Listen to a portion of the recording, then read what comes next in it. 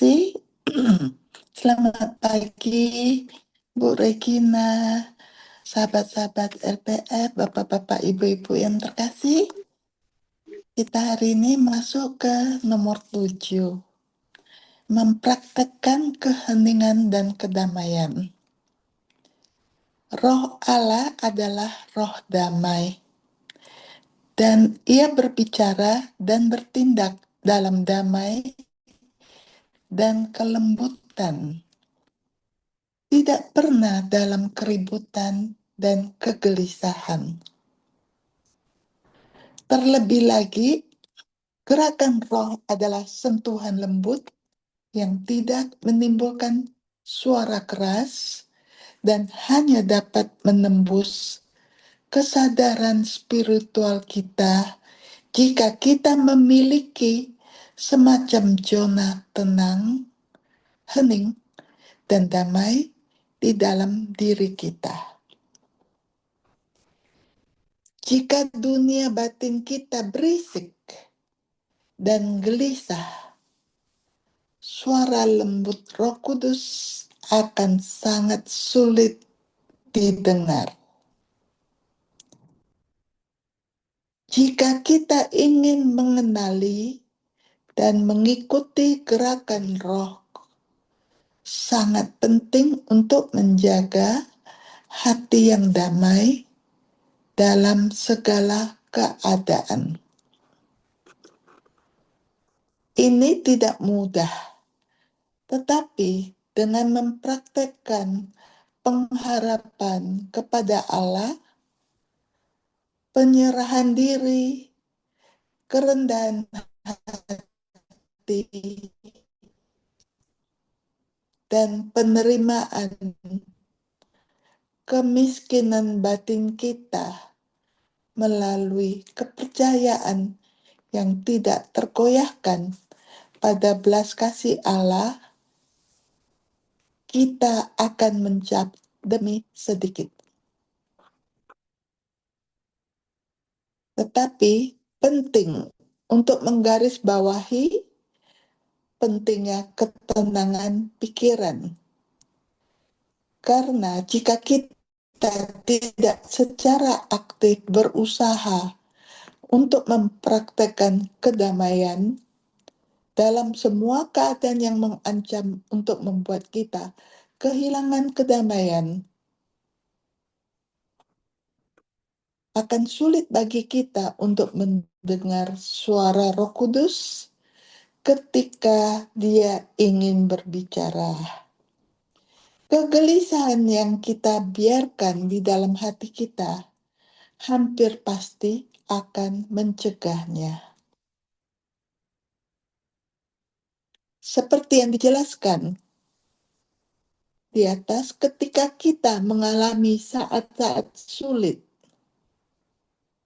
supaya yang kita lakukan untuk tetap tenang, terlepas dari segalanya, akan sangat bermanfaat. Karena fakta bahwa kita menjaga ketenangan pikiran akan memberi kita kesempatan terbaik untuk bereaksi terhadap situasi tersebut, bukan dengan cara manusiawi, gelisah, dan tergesa-gesa, dan membuat banyak kekacauan.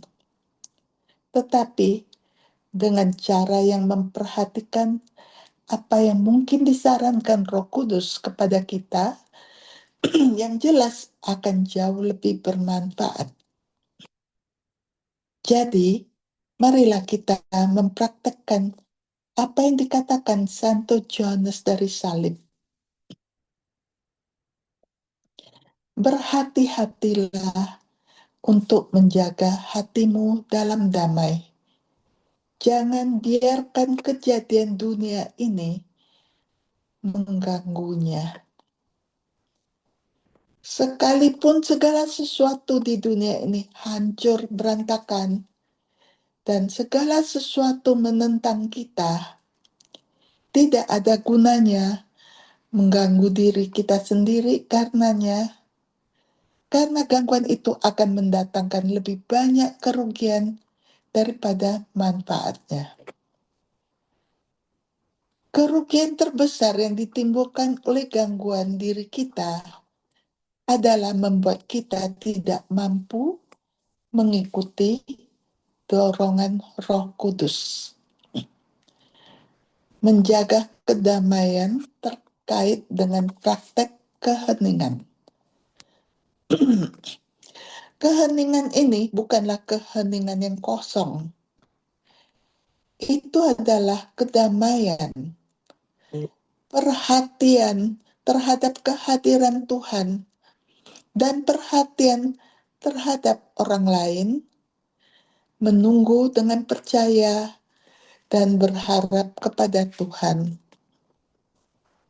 Kita terkadang membiarkan diri kita dikuasai oleh kebisingan yang berlebihan, bukan kebisingan fisik, melainkan pusaran pikiran, imajinasi, dan kata-kata yang tak henti-hentinya yang telah kita dengar atau ucapkan. Dan semua ini hanya menambah kekhawatiran, ketakutan, dan frustrasi kita. Dan jelas memberi Roh Kudus sedikit kesempatan untuk didengar. Keheningan bukanlah kekosongan, melainkan sikap batinnya umum yang memungkinkan kita memiliki sel batin di dalam hati kita, menggunakan ungkapan Santa Katarina dari Siena, di mana kita berada di hadirat Tuhan dan bercakap-cakap dengannya. Keheningan adalah kebalikan dari pemborosan jiwa dalam rasa ingin tahu, gosip, dan sebagainya. Ia adalah kemampuan untuk kembali hampir secara spontan ke dalam diri kita sendiri, ditarik oleh hadirat Tuhan dalam diri kita. Kita masuk nomor 8. Bertekunlah dengan setia dalam doa. Semua sikap ini yang mempermudah gerakan Roh Kudus hanya dapat diperoleh sedikit demi sedikit, dan syarat mutlak untuk memperolehnya adalah kesetiaan di dalam berdoa. Doa sangat diperlukan dalam memperkuat tekad kita untuk tidak menolak apapun dari Tuhan, dalam mempraktekkan pelepasan diri dengan penyerahan diri yang penuh, kepercayaan, dan kekeluargaan, dalam belajar mencintai kesunyian dan batin, dan dalam menemukan tempat hati di mana Roh Kudus dengan lembut memanggil kita. Sekali lagi, karena doa telah menjadi sebelumnya, hal ini kita telah bahas secara luas sebelumnya, tetapi kita perlu mengingat betapa bermanfaatnya meluangkan waktu secara teratur dan setia untuk doa pribadi dan hening yang dianjurkan Yesus sendiri kepada kita, yaitu ketika kamu berdoa, masuklah ke kamarmu dan tutuplah pintunya, lalu berdoalah kepada Bapamu yang ada di tempat tersembunyi. Dan Bapamu yang melihat di tempat tersembunyi akan memberi upah kepadamu. Jadi dalam hal berdoa dan keheningan itu harus menjadi satu sehingga kita bisa mendengar apa yang ingin disampaikan Roh Kudus kepada kita di dalam hal berdoa dalam keheningan.